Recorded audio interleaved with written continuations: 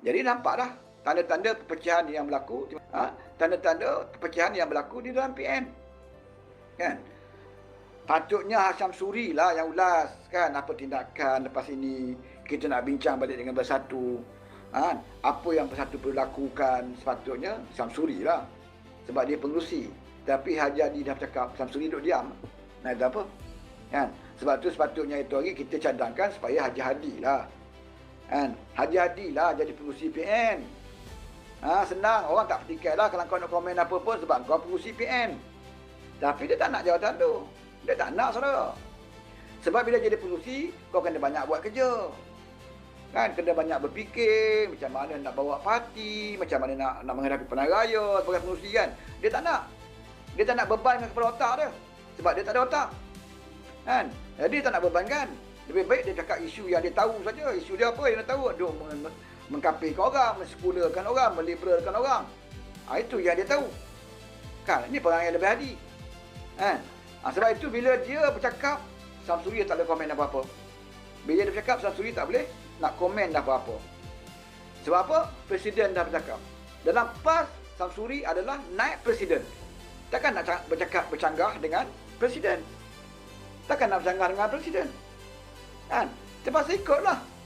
Lepas ni kalau wartawan tanya Samsuri, Samsuri akan bagi komen yang akan sama dengan presiden. Sebab presiden komen dulu. Ini masalah dia bila kita berkawan dengan parti PAS. Selagi Haji Hadi ketua dia, ini masalah dia. Dia akan kontrol supaya orang dengar cakap dia. Dia jadi ketua dia tak nak. Kan? Nak jadi ketua dia tak nak. Nak jadi ketua Mangkang dia tak nak. Nak jadi pengurusi PN pun dia tak nak. Buat apa dia jadi ketua? Dia kata, kalau kata ketua tu aku boleh kontrol. Baik, tak payah aku jadi ketua. Kan? Remote aku pegang. Samsuri kena ikut cakap aku. Semua orang kena ikut cakap aku. Ini Haji Perangai Haji Hadi. Sebab tu lingkup parti PAS macam tu. Kemudian dia kata apa? Lepas tu dia PAS banyak kenyataan pula bersedia untuk bersama dengan parti baru, Parti Binatang ni. PAS bersedia untuk bersama dengan Parti Binatang. Dia nampak parti baru. Orang ni panggil PAS juga ni. Kan? Dia mudah ya terpikat dengan orang. Ni perangai lebay ni saudara. Dulu dia dalam Mufakat Nasional dia sama dengan UMNO. Kan? Berkawan baik, bercium mulut dengan UMNO, berpeluk-peluk dengan Najib, berpeluk-peluk dengan Zaid Hamidi. Waktu itu Najib pun dah kerasa mahkamah, waktu itu Zaid Hamidi pun kerasa mahkamah. Tapi tak apa, boleh peluk. Kan? Boleh peluk, boleh suap makan nasi, suap lagi sudu kat mulut Zaid Hamidi tu. Masa Mufakat Nasional. Tapi akhirnya bila Bersatu jadi Perdana Menteri, dah bermain mata pula dengan Bersatu. Minat pula dengan Bersatu. Lepas tu dia mula dah abaikan UMNO. Nak bawa Bersatu masuk. Kan? Sebab apa? Bersatu jadi Perdana Menteri. Presiden Bersatu jadi Perdana Menteri. Dah diabaikan UMNO. Kan? Hari ni macam tu pula. Dia nak buat Perdana Bersatu pula ni. Dalam masa yang sama, dia main mata dengan Parti Binatang ni. Kancil ni. Dia dah offer lah. PAS bersedia untuk bersama dengan Parti Cetong. Kan? Parti Binatang ni. Jadi kita harapkan Parti Cetong kalau nak masuk, bagus juga. Join dengan Parti PAS. Kebetulan pula Presiden dia orang Terengganu. Sama-sama, perangai pun sama. Kan? Tak boleh orang sanggah, tak boleh orang kritik. Kan? Itu.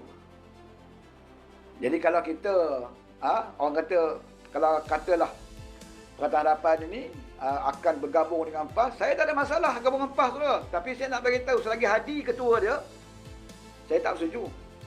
Kan? Kalau Hadi ketua dia, saya tak setuju. Saya tak percaya dengan Haji Hadi. Tapi kalau orang lain, itu kita tahu.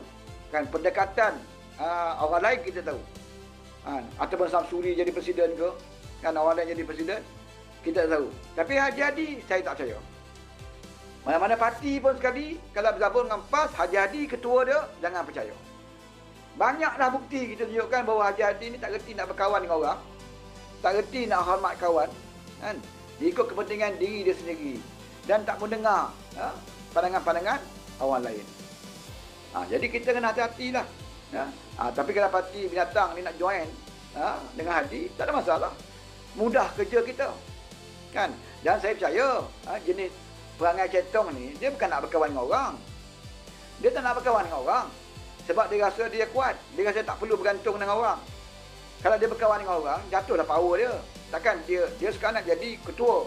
Dia nak dengar orang cakap dia. Kalau dia gabung dengan PAS, akhirnya PAS akan kontrol parti binatang ni. Kan? Jadi dia takkan gabungnya, saudara. Sebab itu kalau kita tengok parti binatang ni, dia dah beritahu awal dah.